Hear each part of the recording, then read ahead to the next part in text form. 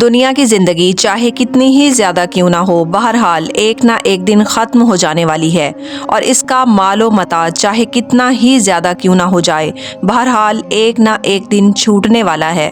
اس کے برعکس آخرت کی زندگی دنیا کی زندگی سے کہیں زیادہ بہتر اور ہمیشہ رہنے والی اور کبھی نہ ختم ہونے والی ہے۔ آخرت کی زندگی کے بارے میں فرمان ہے کہ آخرت کی زندگی بہترین اور ہمیشہ یعنی باقی رہنے والی ہے۔ اس میں کوئی شک نہیں کہ آخرت کی زندگی کی نعمتیں، اس کی جوانی، اس کے لطف، اس کی خوبصورتی، اور سب سے بڑھ کر یہ کہ اس کی زندگی ہمیشہ ہمیشہ کے لیے ہے۔ اگر اس کا موازنہ کیا جائے دنیا کی زندگی سے تو اس کے برعکس دنیا کی زندگی، اس کی نعمتیں، اس کی جوانی، اس کی خوبصورتی اور اس کے لطف صرف ایک محدود اور معین مدت تک کے لیے ہیں، اور پھر انہیں یکسر ختم ہو جانا ہے۔ اسی لیے بار بار کہا گیا ہے کہ یہ دنیا فانی ہے، ختم ہو جانی ہے اس دنیا کی ہر چیز اور انسان۔ لہٰذا خوش نصیب اور عقل مند انسان کون ہے؟ سوال یہ ہے۔ تو خوش نصیب اور عقل مند وہ شخص ہے جو آخرت کی لازوال اور بے مثال زندگی کو اپنی دنیاوی زندگی پر ہمیشہ ترجیح دیتا رہتا ہے۔ اس دنیا کی فکر کی بجائے اس کو ہر وقت آخرت کی فکر رہتی ہے۔ اسلامی روایات کے مطابق کہا جاتا ہے کہ جو شخص دنیا سے محبت رکھتا ہے وہ اپنی آخرت کو نقصان پہنچاتا ہے، اور جو شخص اپنی آخرت سے محبت رکھتا ہے وہ اپنی دنیا کو نقصان پہنچاتا ہے۔ تو فیصلہ ہمارا ہے کہ اس فانی دنیا کے نقصان کے بدلے آخرت کا فائدہ دیکھیں، یا آخرت کے نقصان کے بدلے اس فانی دنیا کے فائدے دیکھیں۔ کہا جاتا ہے کہ دنیا اس شخص کا گھر ہے جس کا آخرت میں کوئی گھر نہیں، اور دنیا اس شخص کا مال ہے جس کا آخرت میں کوئی مال نہیں، اور دنیا کے لیے وہ شخص مال جمع کرتا ہے جس کو بالکل عقل نہیں۔ مالک بن دینار بیان کرتے ہیں کہ تو جس قدر دنیا کا غم کرے گا اتنا ہی آخرت کا غم تیرے دل سے نکل جائے گا، اور جتنا تو آخرت کا غم کرے گا اتنا ہی دنیا کا غم تیرے دل سے نکل جائے گا۔ ایک اور جگہ روایات سے کچھ اقوال ملتے ہیں جن میں بتایا جاتا ہے کہ اگر دنیا مجھے ساری کی ساری مل جائے اور مجھے اس کا حساب بھی نہ لیا جائے، تب بھی میں اس سے ایسی گھن اور کراہت کروں گا جیسا کہ تم لوگ مردار جانور سے کرتے ہو کہ کہیں کپڑے کو نہ لگ جائے۔ حضرت عبداللہ بن مبارک رضی اللہ تعالیٰ عنہ بیان کرتے ہیں کہ دنیا کی محبت نے اور گناہوں نے دلوں کو وحشی بنا رکھا ہے، اسی لیے خیر کی بات دلوں تک پہنچتی ہی نہیں اور نہ ہی اپنا اثر دکھاتی ہے۔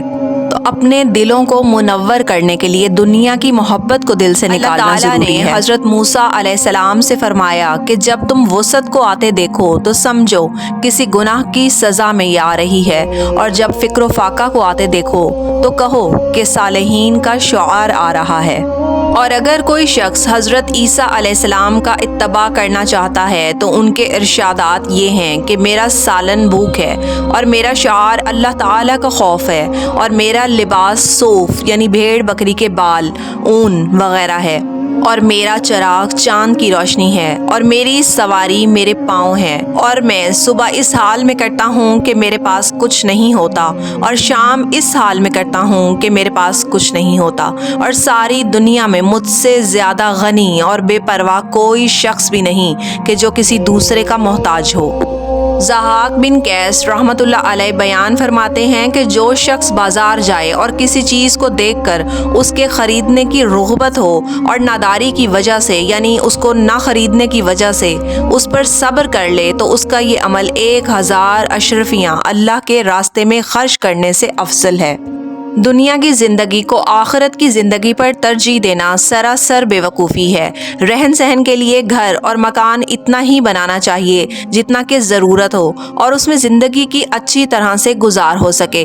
اسی طرح مال و دولت اور خزانہ اتنا ہی جمع کرنا چاہیے جس سے اپنی معاشی تنگی دور ہو کر گزر آسان ہو سکے اور اپنا گزارا آسانی سے کیا جا سکے۔ اس کے علاوہ جو زائد مال ہے وہ جمع کرنے اور اکٹھا کرنے کے لیے نہیں، بلکہ وہ تو اللہ کے راستے پر خرچ کرنے کے لیے ہے۔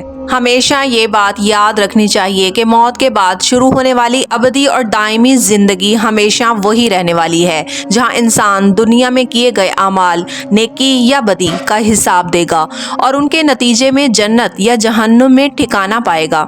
یہ دنیا امتحان گاہ اور آخرت کا نتیجہ ہے، جہاں عارضی زندگی کی بجائے ہمیشہ کی کامیابی یا ناکامی کا فیصلہ ہوگا۔ آخرت پر ایمان لانا ارکان ایمان میں سے ایک ہے۔ انسان کے تمام نیک اور برے اعمال کا حساب ہوگا اور سزا اور جزا دی جائے گی۔ یہ زندگی کبھی ختم نہیں ہوگی، جس کی ابتدا قبروں سے اٹھنے اور حشر کے میدان سے ہوتی ہے۔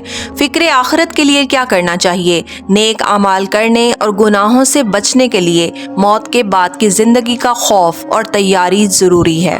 دنیاوی زندگی عارضی ہے، جبکہ آخرت کا گھر جنت پرہیزگاروں کے لیے بہترین اور باقی رہنے والا ہے۔ جو لوگ دنیا کی عارضی لذتوں کی بجائے آخرت کے لیے محنت کرتے ہیں، وہی کامیاب ہوں گے۔